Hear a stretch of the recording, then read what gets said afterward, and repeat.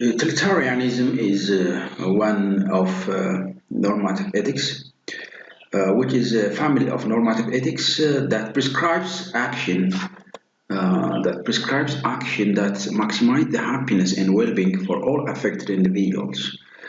Although different variety of utilitarianism admits different characterization, the basic idea behind all of them is to, in some sense, maximize utility. But what is utility, which is often defined in terms of well-being or related concept? For instance, Jeremy Bentham, the founder of utilitarianism, described utility as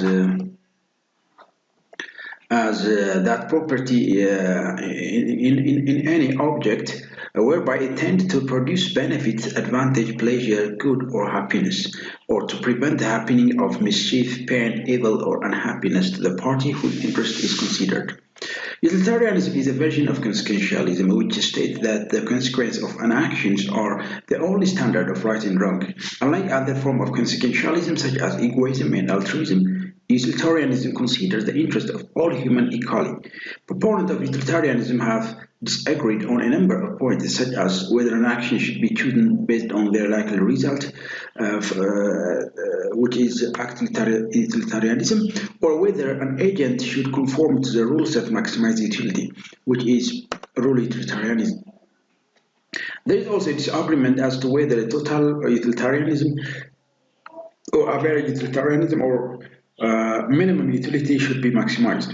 Though the seed of it, the theory can be found in the hedonists Aristippus and Epicurus, who viewed happiness as the only good, and in the work of the medieval Indian philosopher Santa Deva, and the tradition of utilitarianism properly began with Bentham and has included John Stuart Mill, Henry Sidgwick, and Harry Peter Singer. And the concept has been applied towards social welfare, economics, and the crisis of the global poverty, and the ethics of raising animals for food, and the importance of avoiding existential risks to humanity.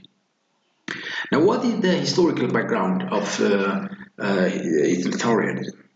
During the pre-modern era, there have been some proponents of utilitarianism. The importance of happiness as an end for human has long been recognized. Forms of hedonism were put forward by, for example, Aristippus and Epicurus and Aristotle argued that eudaimonia is the highest human good, and Augustine wrote that all men agree in desiring the latest end, which is happiness. Happiness also was also explored in depth by Thomas Aquinas in his Summa Theologica. Meanwhile, in the medieval India, the 18th century Indian philosopher Santa Deva was one of the earliest proponents of utilitarianism, writing that we ought to stop all the present and future pain and suffering of all sentient beings, and to bring about all present and future pleasure and happiness.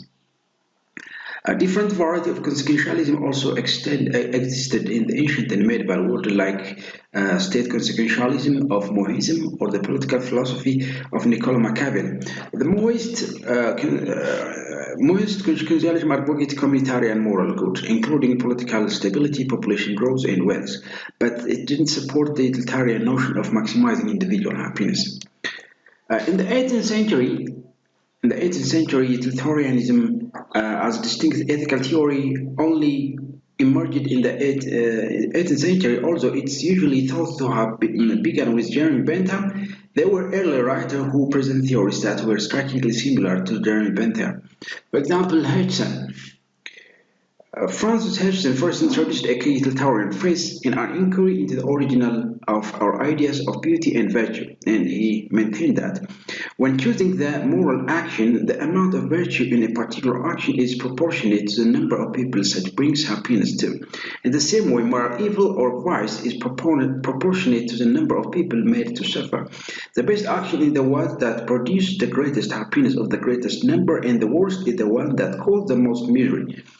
In the first three editions of the book, Hutton included various mathematical algorithms to compute morality of an action. In doing so, he prefigured hedonistic calculus of Jeremy Bentham. And the 18th century's second proponent of utilitarianism is Guy.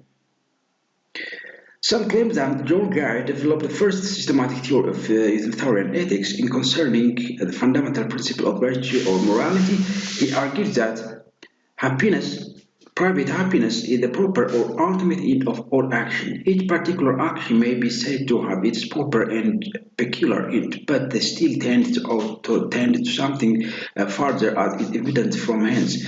Viz. That a man may ask and expect a reason why either of them are pursued. Now, to ask the reason of any action or pursuit is only to inquire into the end of it, but to expect a reason that is an end to be assigned for an ultimate end is absurd. To ask why I pursue happiness will admit of no other answer than explanation of the terms. So this pursuit of happiness given a theological basis. Now it's evident from the nature of God, viz. His being indefinitely happy in himself from all eternity and from his goodness manifested in his book that he could have no other design in creating mankind than their happiness. And therefore he wills their happiness, therefore the means of their happiness, therefore that may behavior as far as it may be a means of the happiness of mankind should be such. Thus the will of God is the immediate creation of virtue, and the happiness of mankind the creation of the will of God, and therefore the happiness of mankind may be said to be the creation of virtue. But once the criterion of virtue, but once removed, and am to do whatever lies in my power towards promoting the happiness of mankind.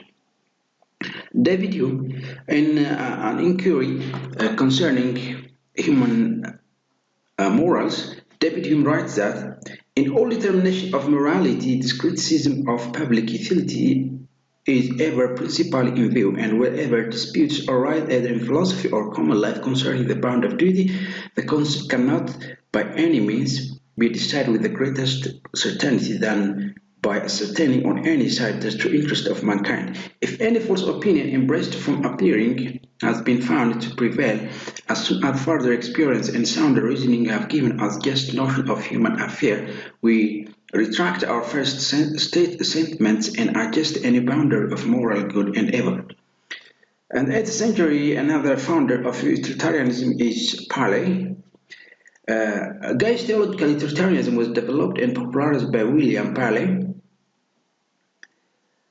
He maintains that William Paley writes that actions are to be estimated by their tendency. Whatever is expedient is right. It is the utility of any moral rules alone which constitute the obligation of it.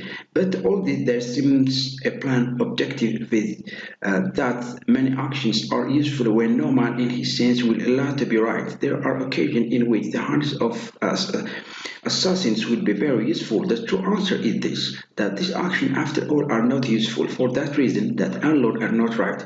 To see this point perfectly, it must be observed that the bad consequences of action are twofold, particular and general. The particular bad consequence of an action is the mischief which that single action directly and immediately occasions. The general bad consequence is the violation of some necessary or useful general rule.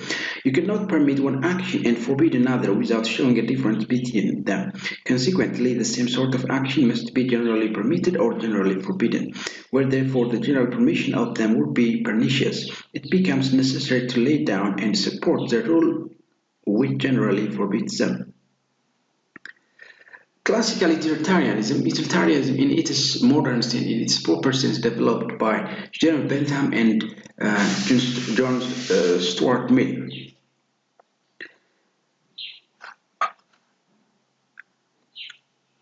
Jeremy Bentham introduced the principle of utilitarianism. Bentham's work opened with the statement of the principle of utility by saying, nature has placed mankind under the governance of two sovereign masters, pain and pleasure.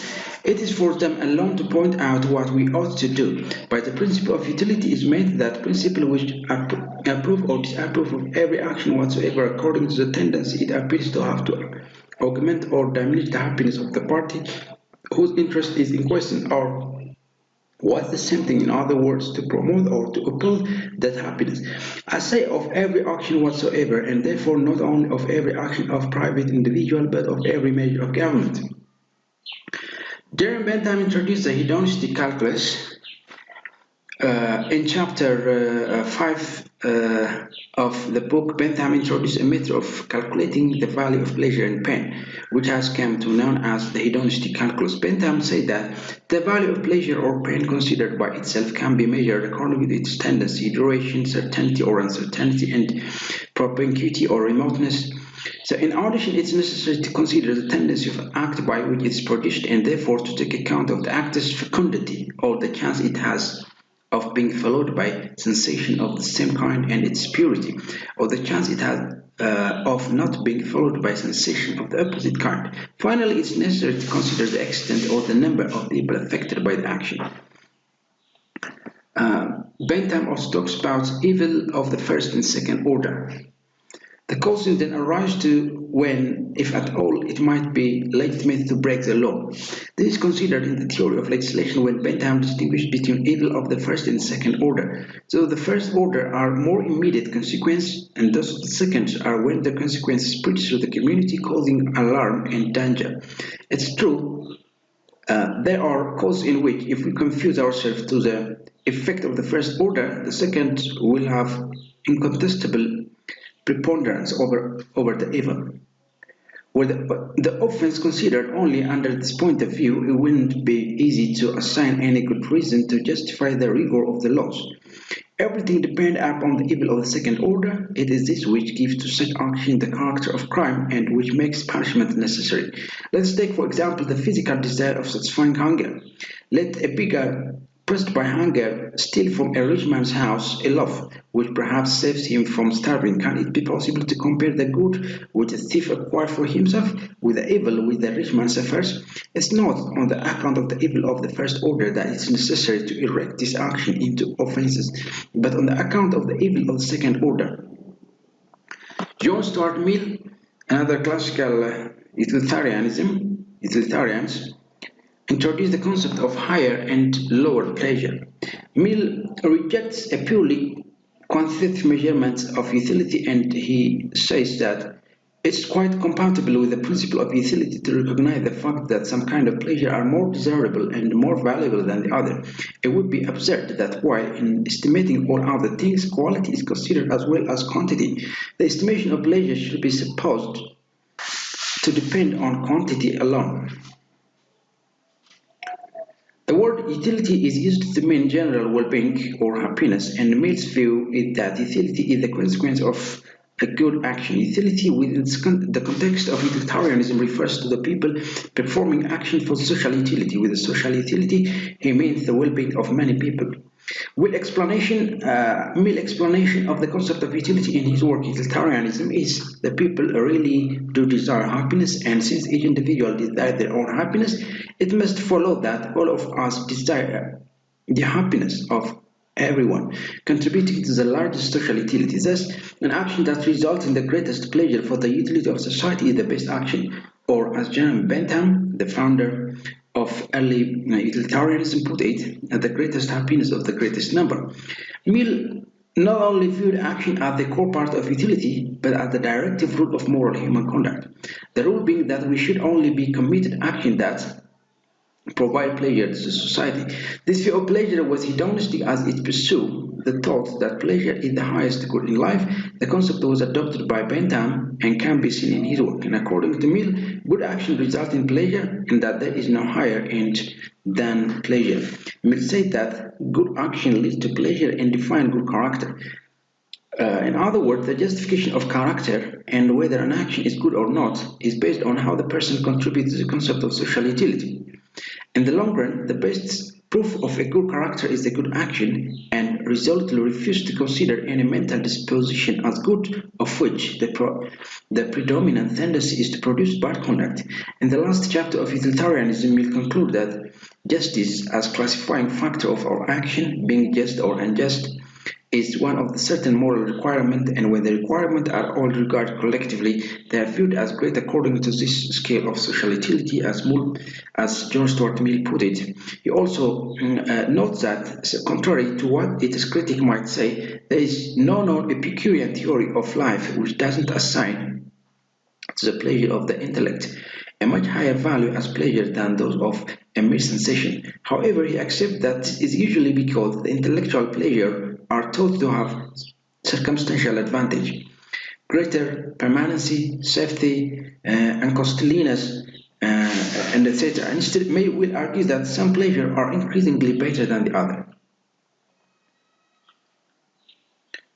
The accusation that hedonism is a doctrine worthy only of swine had a long history. In Nicomachean Ethics, Aristotle said that identifying the good with pleasure is to prefer a life suitable for beasts. The theological utilitarian had the option of grounding the pursuit of happiness in the will of God. The hedonistic utilitarians need a different defense. John Stuart Mill approach is to argue that the pleasure of the intellect are intrinsically superior to physical pleasure. Few human creation would consent to be changed into any of the lower animal for the premise of the fullest allowance of beast's pleasure. No intelligent human would consent to be a fool. No instructed person would be ignoramus. No person of feeling and conscience would be selfish and base. Even though they should be pursued that the fool, the dunce, or the rascal is better satisfied with his lot than they are with theirs. A being of the higher faculties require more to make him happy, is capable of probably of more acute suffering and certainly accessible to it at more points than one of the inferior type, but in spite of this liability he can never really wish to sink into what he feels to be a lower grade of existence. It's better to be human being dissatisfied than a pig satisfied, better to be Socrates dissatisfied than a fool satisfied. If the fool or the pigs are of different opinion, it's because they only know their own side of the cause. John Stuart Mill also argued that if people who are completely acquainted with the two pleasures shows a desired preference for one, even if it be accompanied by the discontent and will not resign it for any quantity of the other, then it's legitimate to regard that pleasure as being superior in quality. Mill recognizes that this competent judge will not always agree and state that in cases of disagreement, the judgment of the majority is to be accepted as final. George Stuart Mill also acknowledged that many who are capable of the higher pleasure and occasionally under the influence of temptation postpone them to the lower, but this is quite compatible with the full appreciation of the intrinsic superiority of the higher. George Stuart Mill said that this appeal to those who have experienced the relevant pleasure is no different from what must happen when assigning a quantity of pleasure, for there is no other way of measuring. The acutest of the two pains or the interest of the two pleasure sensation, it's indisputable that the being whose capacity of enjoyments are low have the greatest chance of having them fully satisfied, and the higher endowed being will always feel that any happiness which he can look for at the word of the word is constituted is imperfect. You start to Mill also think that intellectual pursuit have a value. Intellectual pursuit have the value of proportion to the amount of contentment or pleasure or the mental state that they produce. George Stuart Mill also stated that the people should pursue these grand ideas because if they choose to have gratification from petty pleasures, some displeasures will eventually creep in. We will become bored and depressed. John Stuart Mill claimed that gratification from a petty pleasure only gives short-term happiness and subsequently worsens the individuals who may feel that this life lacks happiness. Since the happiness is transient, whereas intellectual pursuits give long-term happiness because they provide the individual with the constant opportunities throughout the year to improve his life by benefiting from accruing knowledge. John Stuart Mill viewed intellectual pursuit as capable of incorporating the finer things in life, while petty pursuits do not achieve this goal. Mill is saying that the intellectual pursuit give individuals opportunity to escape the constant depression cycle since this pursuit allow them to achieve their ideals, while petty pleasure do not offer this. Although debate persists about the nature of Mill's view of gratification, this suggests bifurcation in this position. Mill also talks about proving the principle of utility. In chapter 4 of utilitarianism, Mill considers what proofs can be given for the principle of utility, and he maintains that the only proof capable of being given that an object is visible is the people actually sees it. The only proof that the sound is audible is that the people hear it. In like manner, I apprehend the sole evidence it is possible to produce that anything is desirable is the people to actually desire it. No reason can be given why the general happiness is desirable, except that each person, so far as he believes it to be attainable, desires his own happiness. We have not only all the proof which the case admits of, but all which it's possible to require that happiness is a good, that each person's happiness is a good to that person, and the general happiness therefore a good to the aggregate of all persons. Utilitarianism in the 20th century is mainly manifested by Moore, uh, George Edmund Moore, and Ethics 1912. Moore rejects a purely hedonistic utilitarianism and argues that there is a range of values that might be maximized. Moore's strategy was to show that it is intuitively implausible that pleasure is the sole measure of what is good. He said that such an assumption involves our saying, for instance, that a world in which absolutely nothing except pleasure existed, no analogy, no life, no enjoyment of beauty, no moral quality, must yet be intrinsically better. Better worth creating, provided only the total quantity of pleasure in it were the last bit greater than one in which all these things exist as well as pleasure. It involves our saying that even if the total quantity of pleasure in each way is exactly equal, yet the fact that all the beings in the one possessed, in addition, knowledge of many different kinds and all full appreciation of all that was beautiful or worthy of life in their world, whereas none of the beings and the other possessed end of these things will give us no reason whatever for preferring the former to the latter. Edward Moore admits that it's impossible to prove the case either way, but he believed that it was intuitively obvious that even if the amount of pleasure stayed the same, a world that contained such things as beauty and love would be a better world. He added that if a person was to take the contrary view, then I think it is self-evident that he would be wrong.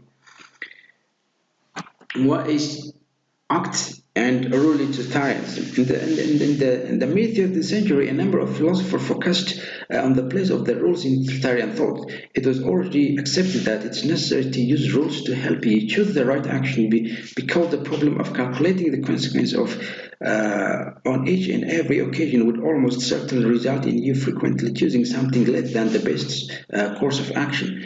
Paley had justified the use of rules, and Mill also said that it is a truly whimsical supposition that if mankind were agreed in considering utility to be the test of morality, they would remain without any argument as to what is useful and would take no measure for having their notion on the subject taught to the young and enforced by law and opinion. To consider the rule of morality as improvable is one thing, and to pass over the intermediate generalizations entirely and endeavor to test each individual action directed by the first principle is another.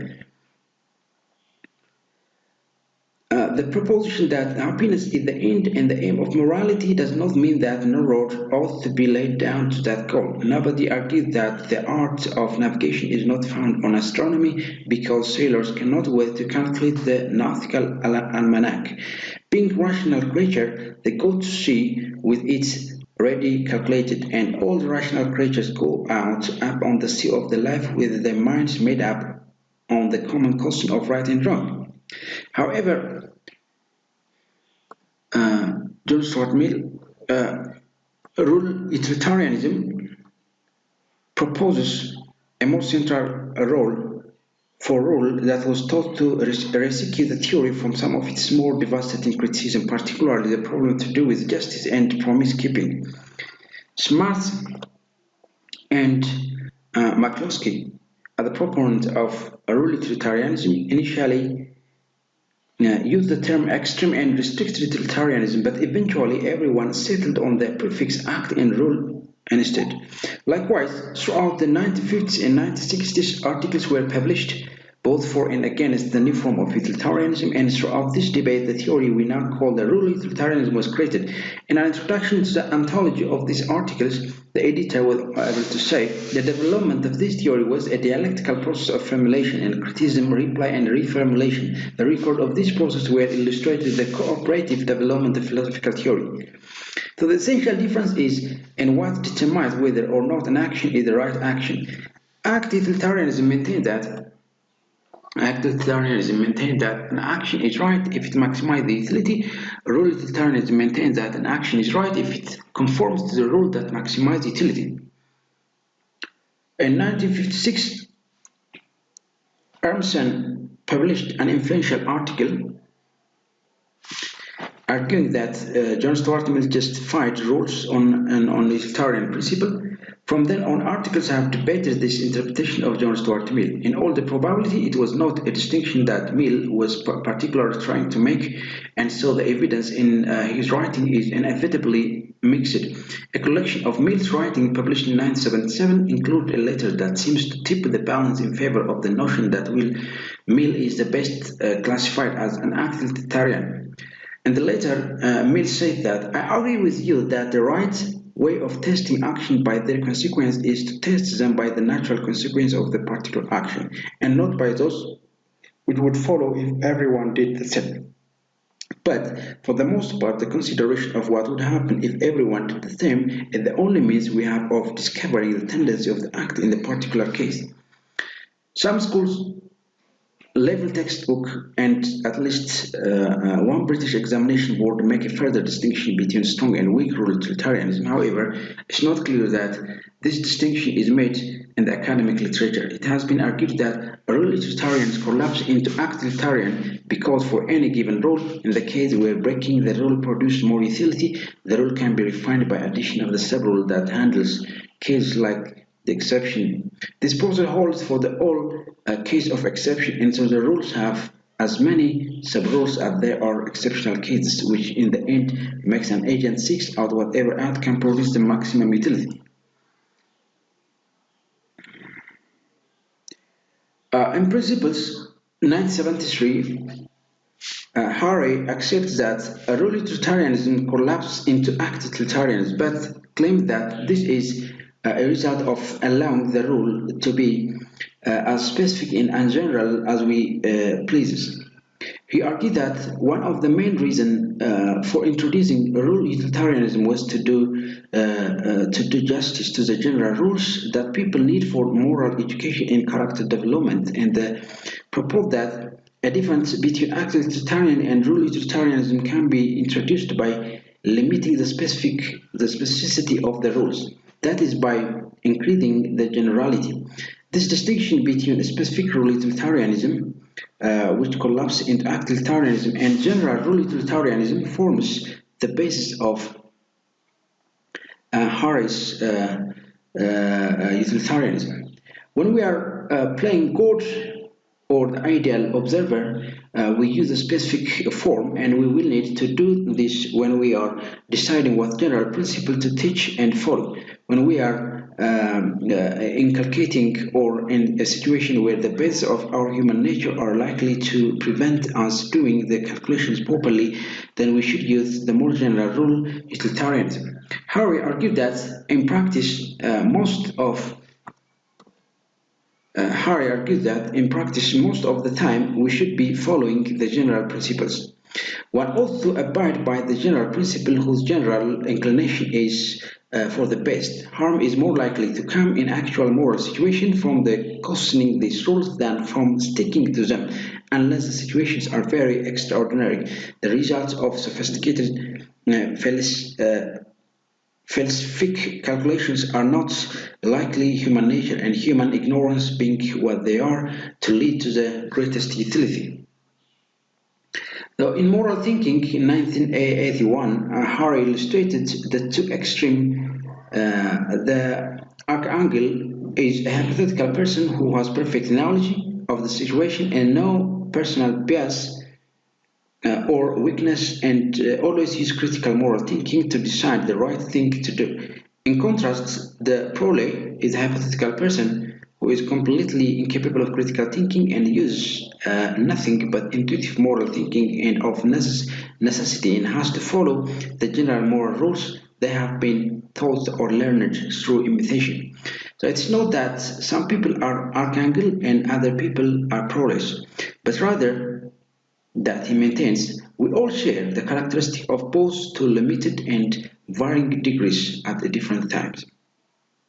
Harry does not specify when we should think more like an archangel and more like a prole, as this will, in any case, vary from person to person. However, the critical moral thinking underpins and informs the more intuitive moral thinking. It is responsible for formulating and, if necessary, reformulating the general moral rules. We also switch to the critical thinking when trying to deal with unusual situations. Because utilitarianism is not a single theory, but rather a cluster of related theories that have been developed over 200 years, criticism can be made for different reasons and have different targets. The first criticism goes like quantifying utility. A common objection to utilitarianism is the inability to quantify, compare, or measure happiness or well-being.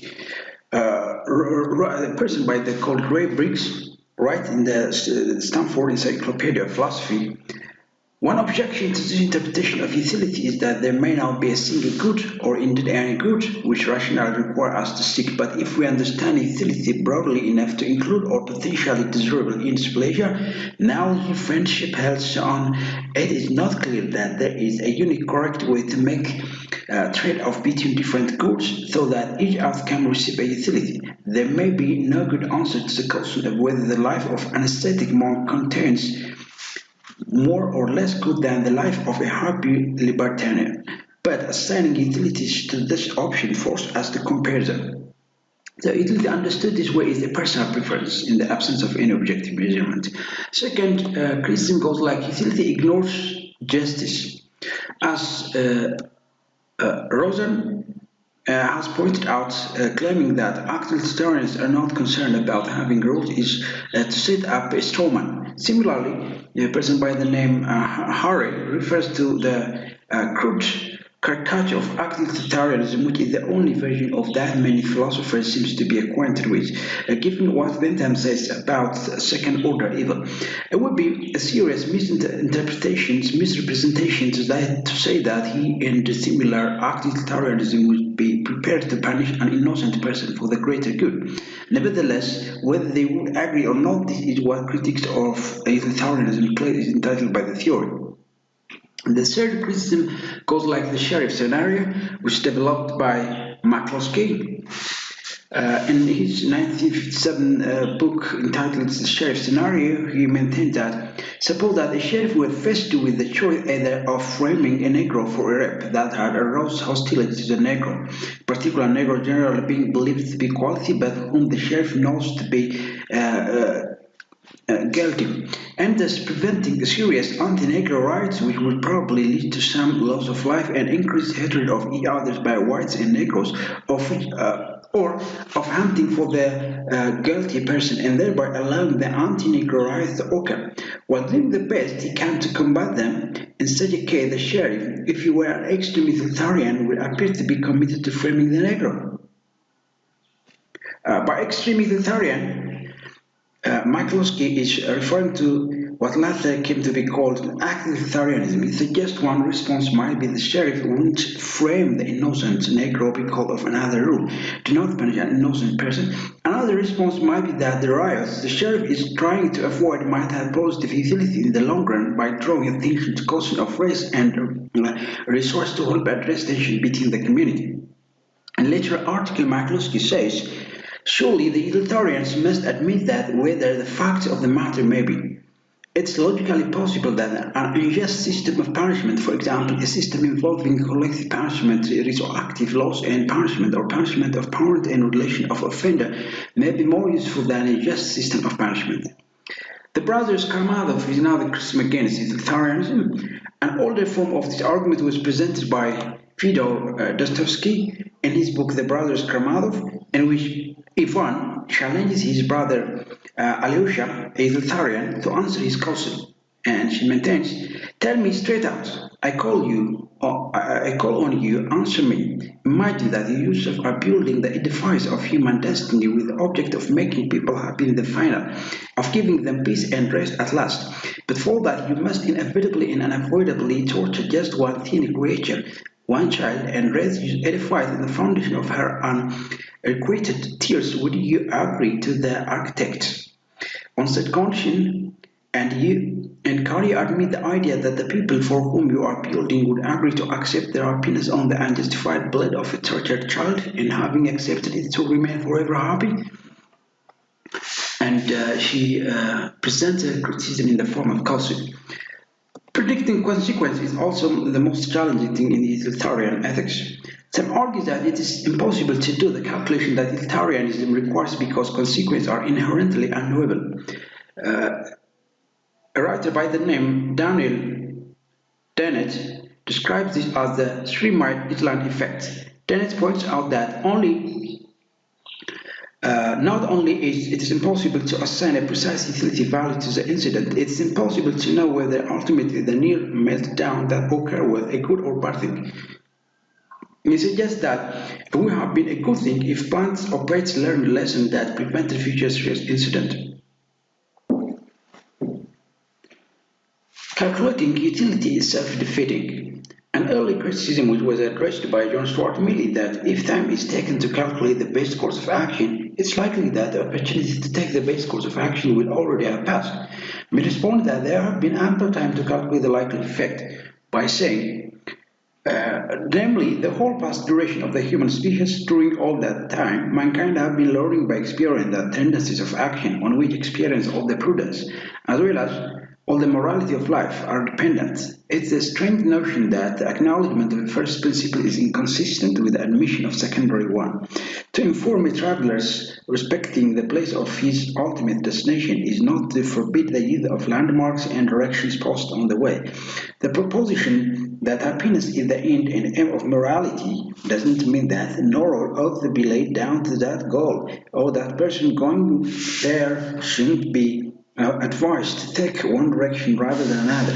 Men really ought to leave off talking a kind of nonsense on this subject, which they would neither talk nor listen to as a matter of practical concernment.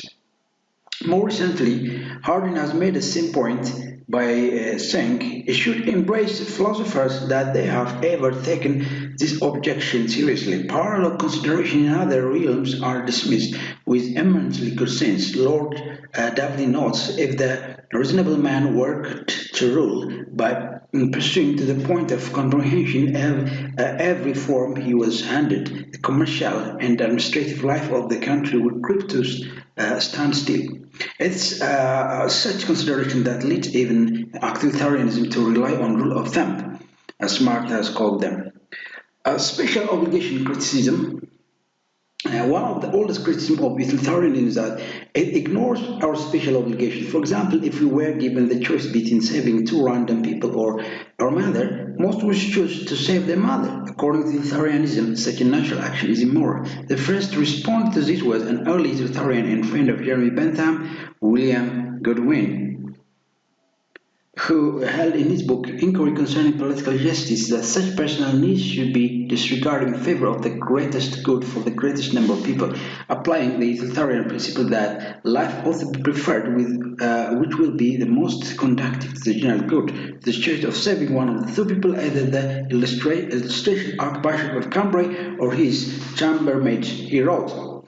Supposing the chambermaid had been my wife and my mother or my benefactor, that wouldn't alter the truth of the proposition. The life of the archbishop would still be more valuable than that of the chambermaid, and justice, pure unadulterated justice, would still have preferred that which was most valuable. Criticism of utilitarian value theory. Utilitarianism assertion that well-being is the only thing with intrinsic moral value has been attacked by various critics. Karl Marx, in Das Kapital, criticized Bentham utilitarianism on the ground that it doesn't appear to recognize that people have different joys in different socio-economic contexts. He maintains that with the Dresden Nevath, he take the modern shopkeeper, especially the English shopkeeper at the moral man, whatever is useful to this queer normal man and to his wallet is absolutely useful.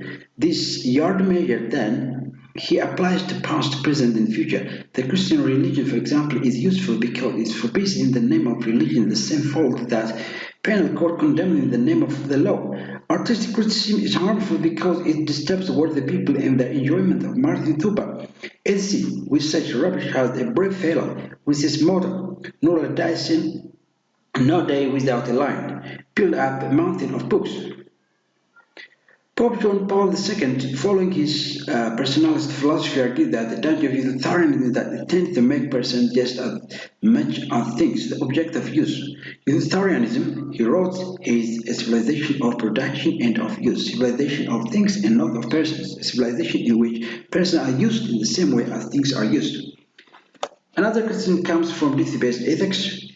Roger Scruton is a deontologist and believes that utilitarianism does not give duty the place that it needs inside our ethical judgment. He asks us to consider the dilemma of Anna Karenina, who has to choose between her love of Vronsky and her duty towards her husband and her son.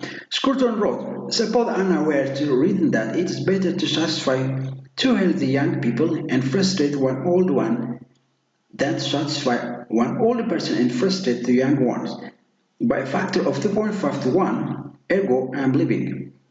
What would we think then of her moral seriousness?